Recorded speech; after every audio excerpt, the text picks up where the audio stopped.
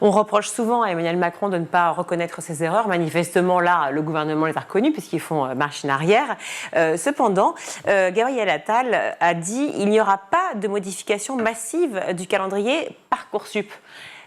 Du coup, je m'interroge un peu, comment c'est possible, Adrien Misson ? Mais écoutez, effectivement, vous l'avez raison, ça interroge, ça pose beaucoup de questions. Les spécialités en mars, elles permettaient d'avoir une fenêtre objective pour l'enseignement supérieur, effectivement, puisque les élèves passaient des sujets nationaux. Et donc, les notes qu'ils obtenaient étaient des notes nationales. Donc, pour faire les sélections des élèves, il y avait une certaine objectivation de ces critères. Ça ne va plus être possible maintenant, ça, puisque les épreuves de spécialité étant reportées au mois de juin, eh bien, il n'y aura plus que seul le contrôle continu. Et qui sera donc intégré dans la plateforme Parcoursup. Tout à fait, il n'y aura plus que ça. Et on voit d'ores et déjà aujourd'hui des formations post-bac ou des écoles, je pense par exemple à Sciences Po, qui pointent déjà du doigt ce problème et mettent en avant l'idée qu'ils seraient disposés à mettre en place des sélections à l'entrée avec des